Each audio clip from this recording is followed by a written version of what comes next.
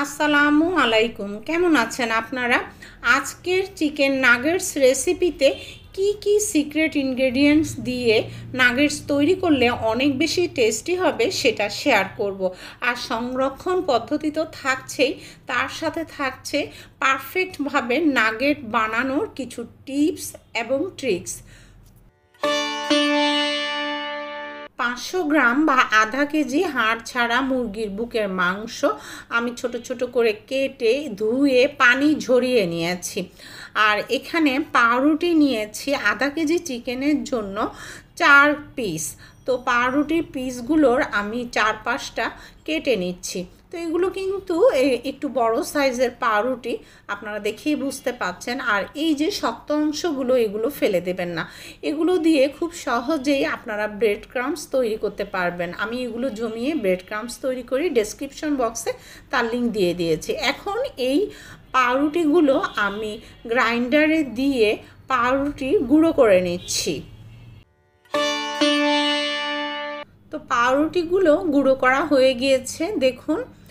তো মাংসগুলো আবারও বলছি, এটা আমি রিপিট করছি, অবশ্যই পানি ঝরিয়ে নেবেন। এখন আমি চপারে খুব ভালো করে এগুলো ব্লেন্ড করে নিচ্ছি। মাংসটা যাতে খুব ভালোভাবে ব্লেন্ড হয়, মানে ফাইন পেস্ট হয়, এটা লক্ষ্য রাখতে হবে। দেখুন, আমি একটু আপনাদেরকে দেখিয়ে দিচ্ছি, দেখেই বুঝতে পাচ্ছেন একদম মসৃণ হয়ে গিয়েছে।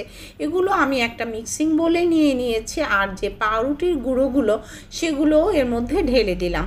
আদা বাটা দিয়ে দিচ্ছি 1 চা চামচ, রসুন বাটা 1 চা চামচ, আর লাল মরিচের গুঁড়ো দিলাম 1 চা চামচ, কালো গোলমরিচের গুঁড়া 1/2 চা চামচ, আর লবণ দিয়ে দিয়েছি 1.5 চা চামচ, 1.5 টিস্পুন, অথবা আপনারা আপনাদের স্বাদ মতো দিতে পারেন।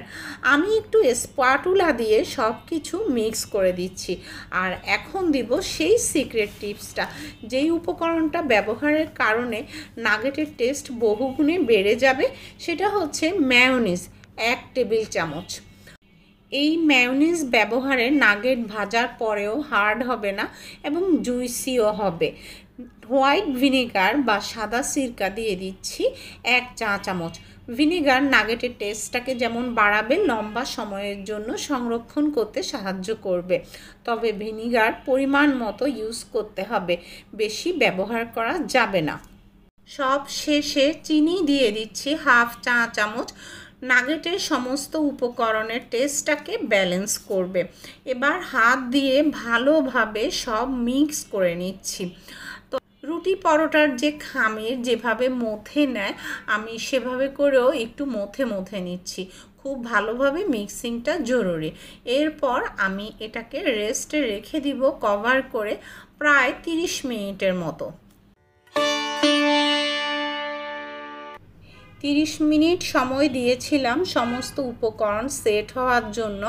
এখন নাগেট তৈরিতে চলে যাচ্ছি। আমি বোর্ডে কর্নফ্লাওয়ার ছড়িয়ে দিয়েছি, আপনারা দেখতেই পাচ্ছেন কিভাবে। এরপর চিকেনটাকে এই সারফেসের মধ্যে ছড়িয়ে বিছিয়ে দিতে হবে। বেশি পাতলা করবেন না, তাহলে নাগেট খেতে ভালো লাগবে না। তাই বলে অতিরিক্ত মোটাও করবেন না, খুব বেশি মোটা হলেও ভাজি করতে করতে দেখা যায় ড্রাই হয়ে যাবে। তো দেখুন আমি কিভাবে বিছিয়ে দিচ্ছি, আর 4-5টা আমি কিভাবে সেট করে নিচ্ছি, এটা আসলে দেখার বিষয়। বিছানো হয়ে গিয়েছে, এখন উপর দিয়ে আরও কিছুটা কর্নফ্লাওয়ার ছড়িয়ে দিচ্ছি। আপনারা একটু লক্ষ্য করুন বিষয়টা, আমি কিভাবে কর্নফ্লাওয়ারটা বিছিয়ে দিচ্ছি। এরপর ছুরির গায়ে একটু তেল লাগিয়ে এটাকে ভালো করে আমি মাখিয়ে নিচ্ছি, তাহলে ছুরি দিয়ে কাটার সময় ছুরির গায়ে আর লেগে যাবে না। তো দেখুন আমি কিভাবে এটাকে স্কোয়ার শেপ করে নিচ্ছি। আর চারপাশের যে অংশগুলো আমি কেটে নিলাম, এগুলো দিয়ে পরে আবার নাগেট তৈরি করব। আগে মাঝখানের স্কোয়ার শেপের এই নাগেটগুলো আমরা তৈরি করে নেই। নাগেট সাধারণত স্কয়ার শেপেই বেশি তৈরি করা হয়, তো আমিও স্কয়ার শেপেই তৈরি করছি। তবে আপনারা চাইলে ট্রায়াঙ্গেল শেপে বা আপনাদের পছন্দ মতো অন্য যে কোনো শেপেও তৈরি করতে পারেন। তো কিভাবে কেটে নিচ্ছি এটা তো আপনারা দেখতেই পাচ্ছেন। তো আড়াআড়িভাবেও কেটে নিচ্ছি। এরপর আমরা কোটিংয়ে চলে যাব। একটা বাটিতে আমি ডিম ভালো করে ফেটিয়ে নিচ্ছি। এখানে আমি একটু সামান্য লবণ মিক্স করেছি। তো লবণ দিয়ে ডিম ফাটানো হয়ে গিয়েছে। ব্রেড ক্রাম্বস লাগবে আর কর্নফ্লাওয়ার লাগবে। তো দেখুন আমি কিভাবে কোট করছি সেটা আমি আপনাদেরকে দেখাচ্ছি। এক পিস নিয়ে প্রথমে আমি কর্নফ্লাওয়ারে গড়িয়ে নিব। তো কর্নফ্লাওয়ার দিয়ে ভালো করে চারপাশটা কিন্তু প্রথমে গড়িয়ে নিয়ে এক্সট্রাটা ফেলে দিতে হবে। ফেলে এরপর ডিমের গোলায় চুবিয়ে নিতে হবে। চুবিয়ে নিয়ে এখান থেকেও ডিমের এক্সট্রাটা ফেলে এরপর ব্রেড ক্রাম্বসে শুকনো হাতে ব্রেড ক্রাম্বস ইউজ করবেন। তো এই যে দেখুন ভালো করে কোট করে নিতে হবে যাতে করে কোথাও ফাঁকা না থাকে। তো আমি খুব ভালো করে কোট করে নিচ্ছি, আপনারা দেখেই বুঝতে পাচ্ছেন। হাত দিয়েও একটু চেপে চেপে চারদিকের শেপটা সেট করে নিতে হবে। তো এই নাগেট যদি আপনারা ফ্রিজিং না করে মানে সংরক্ষণ না করে সাথে সাথেও ফ্রাই করে খেতে চান, সেক্ষেত্রেও আপনাদেরকে 1 ঘন্টার মতো নর্মাল ফ্রিজে রেখে দিতে হবে ব্রেড ক্রাম্বস সেট হওয়ার জন্য, তারপর ফ্রাই করে খেতে হবে।